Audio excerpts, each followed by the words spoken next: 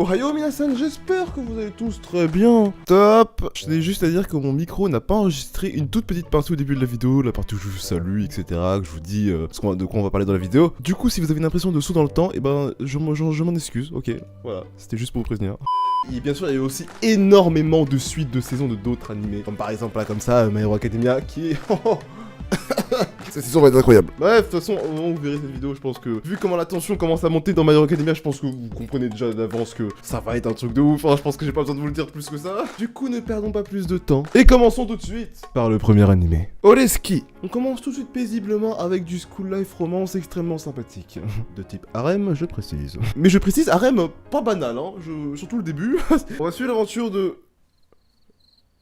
il s'appelle comment déjà? Ah merde, attends, si j'ai pas son nom, ça va être un peu compliqué en fait. Hein. Jolo, voilà, exactement. Du coup, on va suivre le quotidien tout à fait banal d'un lycéen qui s'appelle Jolo. Comme dans plein d'animés romances banales, on va le voir avec son amie d'enfance, toute mignonne, kawaii, qui le serre dans les bras, etc., etc. Du nom d'Imawari. Et une autre fille du nom de Cosmos, qui elle est, attention, la présidente du BDE. Oh, excusez-nous, madame. Oh, excusez-nous. Madame est présidente, ça se la pète, hein, je te jure. Du coup, voilà, c'est la fille la plus populaire du lycée, hein, logique. Très belle, élégante, gentille, etc. Du coup, on se rend compte très vite que Jolo, au début, il est attiré par les deux filles, mais sans trop le dire non plus, tu vois. Mais un jour, par pure chance et par pur hasard, Imawari va proposer un rendez-vous à Jolo. Du coup, là, on commence à se poser des questions, on se dit, ça va peut-être un peu trop vite en un épisode, là, quand même, hein. Puis au moment où tu t'es dit que ça allait un peu trop vite, eh ben, Cosmos a fait exactement la même chose. Oui.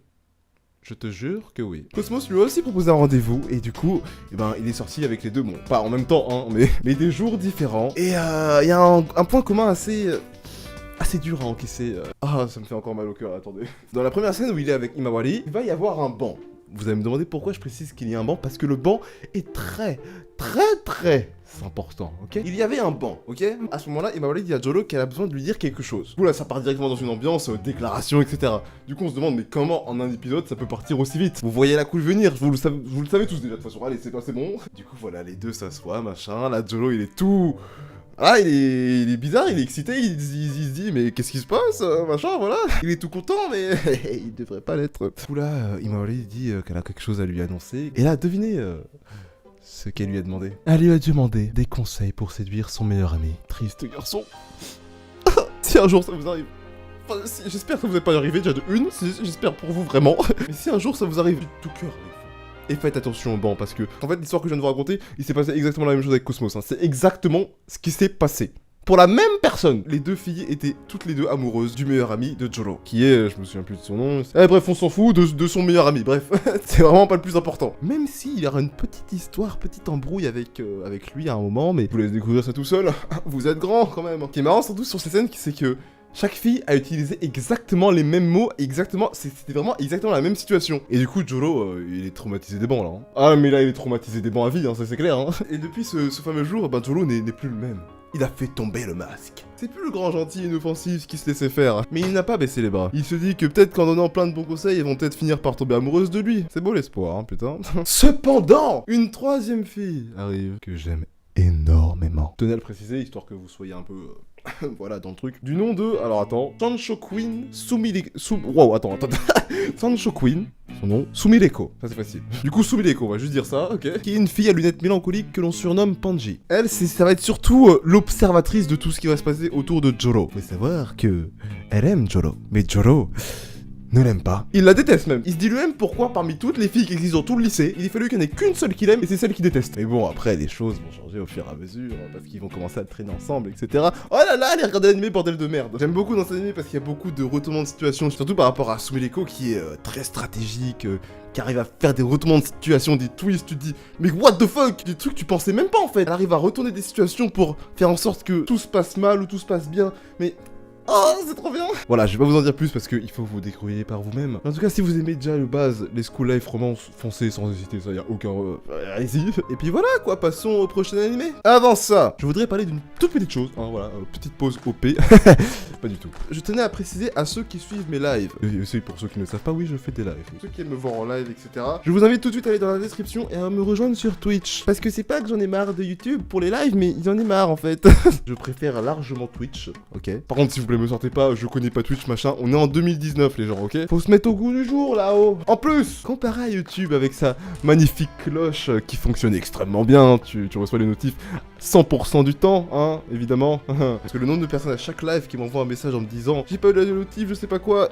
YouTube YouTube, faites quelque chose pour les cloches, c'est un truc de malade ça. Alors que Twitch, quand tu follow quelqu'un, déjà la cloche s'active directement. Et en plus de ça, tu reçois la notif à 99,99999% du temps. Est-ce que tu te rends compte de la différence là? Je dis 99,9 mais j'ai envie de dire 100%, mais juste pour faire genre je dis 99,9, tu vois ce que je veux dire? Allez, en vrai on va dire 80% du temps. Enfin bref, voilà, je voulais juste dire ça. Je vais encore continuer à faire quelques lives sur YouTube pour, voilà, pour déplacer les gens, enfin voilà, parce que j'ai pas envie de trop de brusquer certaines personnes. Mais je vais vraiment dans pas longtemps aller que sur Twitch et point à la ligne. Parenthèse fermée, allez, prochain animé. Airu no Sora. Anime de sport, j'ai jamais parlé d'anime sport maintenant que je m'en rends compte, enfin il me semble. Moi qui suis un énorme grand fan de basket. Oui, j'ai fait du basket pour ceux qui posent la question. Fan de Kuroko de basket, fan de basket tout court qui aime les animés de sport. Pensez tout de suite à aller regarder.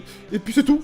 Alors allez regarder, c'est un animé de sport sur le basket, il n'y en a pas beaucoup, hein, donc franchement faut pas hésiter. Hein. On va suivre l'aventure d'un petit garçon, oui parce qu'il est petit, du nom de Sora. Il vient justement tout juste de rentrer au lycée et la première chose qu'il veut faire c'est s'inscrire au club de basket. C'est ce qu'il aime faire le plus dans sa vie, c'est sa mère qui lui a enseigné. Il veut prouver à absolument tout le monde que c'est pas parce qu'on est petit qu'on ne peut pas jouer au basket. Et il a totalement raison. Le problème, c'est que arrivé dans ce fameux lycée, le club de basket n'est pas très actif, on va dire. Hein. Alors je suis plus trop sûr si c'est ça, corrigez-moi ceux qui connaissent Airu no Sora si c'est ça ou pas. Mais il me semble que dans ce lycée, ils sont obligés d'être dans un club. Et du coup, ceux qui vont dans le club de basket, ce sont ceux qui n'ont rien à faire, mais qui savent pas quoi faire et qui du coup ils sont allés là. Mais du coup, ils jouent pas au basket. Ils traînent, c'est des racailles, si on peut dire ça comme ça. Racailles de cité, t'as vu? De shit, tout ça. Non. Voilà, ils aiment se bagarrer, etc. Enfin bref. Mais parmi eux, il y a deux frères jumeaux qui ont déjà joué au basket dans leur enfance. C'est là que, voilà, vous avez compris, Sora va réussir à créer des liens, etc. Même si au début, ça va pas être facile, hein, ça c'est clair. À un moment, il va faire du 1v5 ou 1v4, je sais plus. Et devinez qui a gagné. Les voyous. Non, je rigole, c'est Sora, évidemment. Excusez-moi si j'ai fait du bruit avec le micro.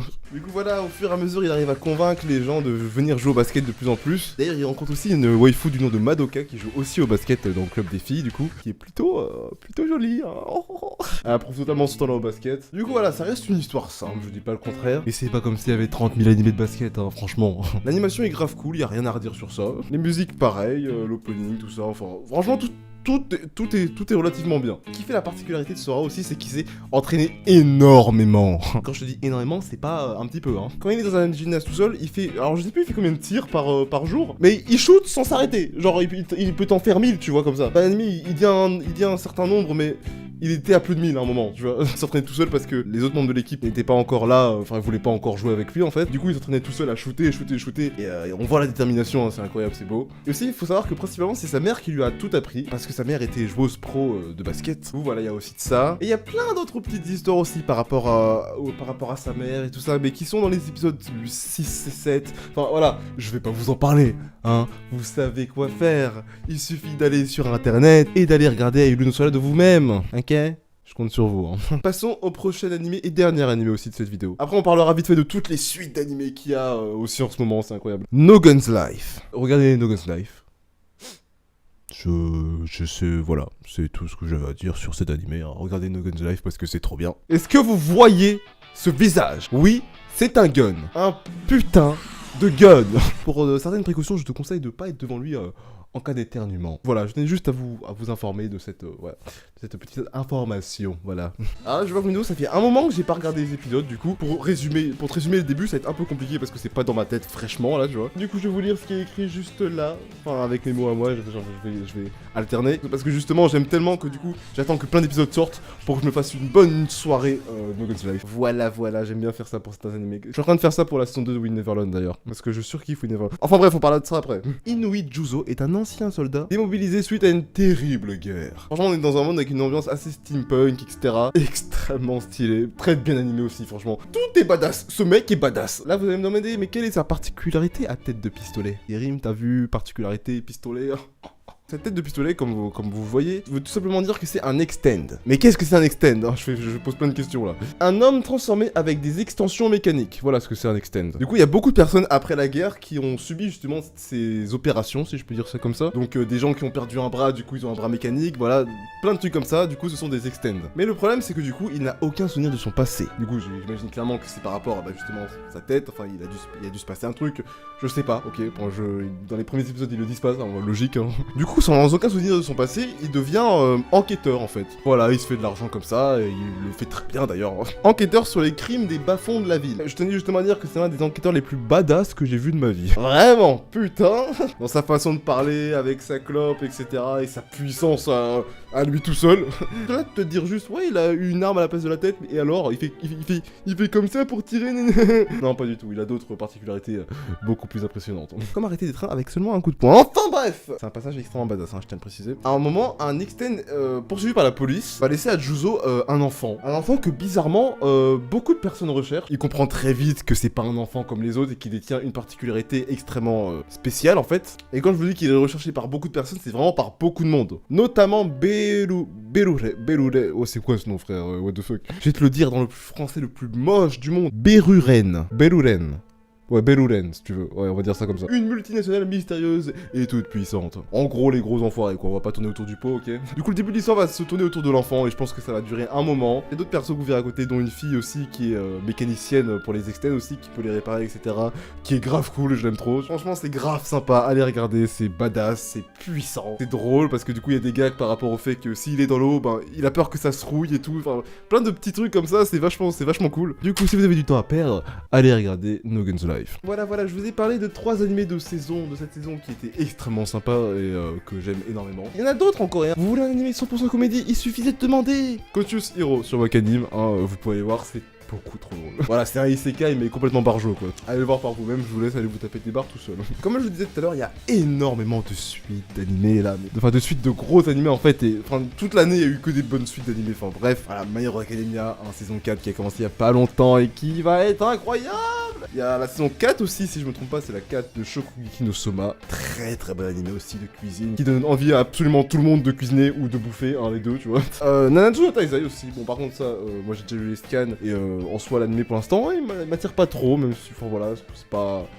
C'est bien, mais pas non plus ouf, tu vois. Pour le coup, je préfère largement les scans. Ce qui m'arrive rarement, je tiens à le préciser. Hein. Il y a aussi, du coup, Dr. Stone et Fire Force qui continue encore, hein. C'est pas fini, hein. Ça a commencé en été, mais c'est pas fini, les gens, et oui. Du coup, voilà, juste en termes de suite, on est servi, ok. J'avais oublié Sword Art Online et We Never Learn, désolé. Il y a aussi la nouvelle génération de Pokémon qui a commencé la semaine dernière là. Voilà pour les fans de Pokémon, hein, voilà, au cas où, bon, même si je pense que vous le saviez déjà, mais au cas où, maintenant vous le savez. La saison par rapport à la nouvelle génération de Pokémon a commencé la semaine dernière, c'est tous les mardis. D'ailleurs, on est mardi le jour où je tourne cette vidéo, du coup l'épisode 2 est sorti.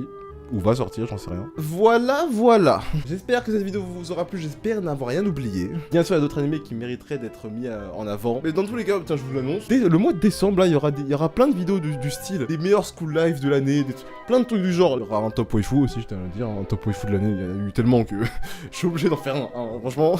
Et bien sûr, mon top des nouveaux, je précise bien nouveaux animés et pas des suites. Mon top de l'année, tout simplement, de ceux que j'ai préférés, de tous ceux que j'ai préférés en fait. Voilà, vous êtes informés. N'oubliez pas de lâcher un pouce bleu et de vous abonner si c'est pas déjà fait. D'aller dans la description et d'aller me suivre sur Twitch aussi, ça me ferait extrêmement plaisir. Passez une très bonne soirée, c'était Animax. Ciao. 3, 2, 1, 0, plus rapide que l'éclair. Une place dans ta vie, c'est ce que mon cœur espère. Tu verras, j'arriverai, porté par les vents solaires. Jusqu'à toi, mon étoile lointaine.